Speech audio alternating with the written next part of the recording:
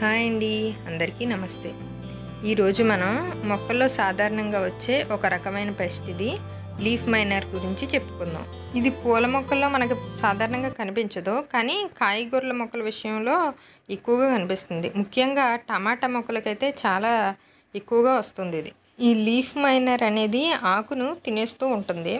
అసలు ఇదేంటి అంటే మనకి చిన్న చిన్న కీటకాలు వాలుతూ ఉంటాయి కదా ఆకులపైన, అవి ఎగ్స్ పెడతాయి. ఆ ఎగ్స్ డైరెక్ట్గా ఆకు మధ్య భాగంలోకి వెళ్ళిపోయి ఆ లార్వా దశలో ఉండి లోపల ఆకును మొత్తం తినేస్తూ ఉంటాయి. ఇవి పైకి కనిపించవు మనకి. అంటే కనిపించకపోవడం అంటే ఇప్పుడు మనం ఈ పిండి నల్లి లాంటిదైతే కనీసం మనం చీపురు పళ్ళతో తీసేయవచ్చు, కానీ ఇవి అలా కాదు. ఇవి ఆకు మధ్య భాగంలో మాత్రమే ఉంటాయి. అంటే ఒక సొరంగంలాగా వాటి చుట్టూ పైన కింద కూడా అడుగున ఒక లేయర్లా ఉంటుంది, కానీ లోపల పత్రహరితాన్ని మాత్రమే తింటుంది. ఇలా ఇవి పత్రహరితాన్ని తినేస్తూ ఉండడం వల్ల మనకి మొక్క ఆహారం తయారు చేసుకోవడానికి చాలా ఇబ్బంది అవుతుంది. దానివల్ల మొక్క వీక్ అయిపోతుంది, ఫలితంగా దిగుబడి చాలా తగ్గిపోతుంది. అయితే ఈ లార్వాని మనం డైరెక్ట్గా చంపలేం, ఎందుకంటే ఇది చెప్పుకున్నాం కదా ఆకు మధ్య భాగంలో ఉంటుంది. కాబట్టి మనం ఇచ్చే పెస్టిసైడ్లు ఏవి కూడా ఆకు లోపలికి వెళ్ళవు, ఇది సేఫ్గా ఉంటుంది. నిజానికి ఈ లార్వాని మనం డైరెక్ట్గా కళ్ళకు కూడా పెద్దగా కనిపించదు. అయితే అవి చేసిన సొరంగాలు లాంటివి మనకి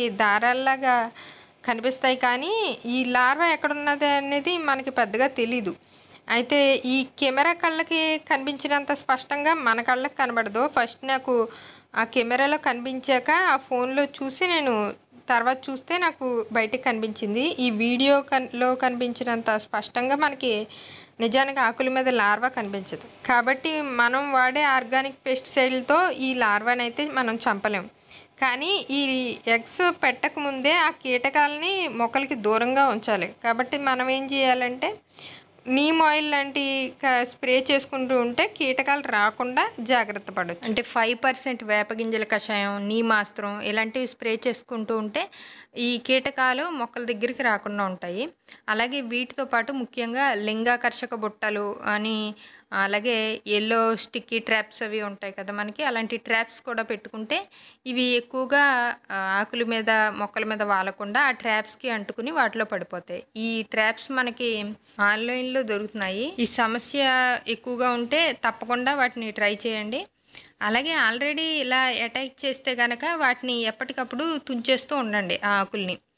లేదంటే మనం ఇది ఆకు లోపల భాగంలో ఉంటుంది, మనకి పెస్టిసైడ్కి ఏం చావదని చెప్పుకున్నాం కదా, కాబట్టి ఆకులకి ఖచ్చితంగా నష్టం కలిగిస్తుంది. మనం వీలైనంత వరకు ఈ ఆకుల్ని ఆల్రెడీ అటాక్ అయిన వాటిని ఎప్పటికప్పుడు తీసేస్తూ ఉండడమే మంచిది. ఈ కీటకాలు ఎక్కువగా మనకి వర్షాలు పడే టైంలోను, వర్షాలు వచ్చి ఆగగానే స్టార్ట్ అవుతాయి.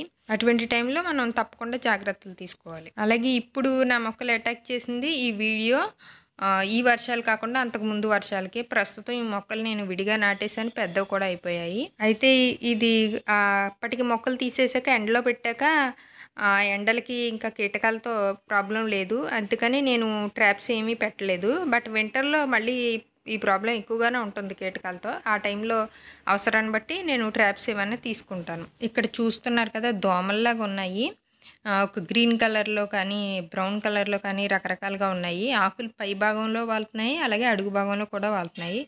లీఫ్ మైనర్కి ఇలాంటి కీటకాలే మనకి కారణం అవుతాయి. మనం ఏ కషాయాలు ఇచ్చినా పెస్టిసైడ్లు అయినా సరే పైన కింద కూడా మొక్క మొత్తం తడిచేలాగా స్ప్రే చేయాలి. ఇదండి ఇవాల్టి వీడియో నచ్చితే తప్పకుండా లైక్ చేయండి. కొత్తగా చూసేవారు సబ్స్క్రైబ్ చేసుకోండి. అలాగే పక్కనే ఉన్న బెల్ ఐకాన్ క్లిక్ చేయడం మర్చిపోకండి. Thanks for watching. బై అండి.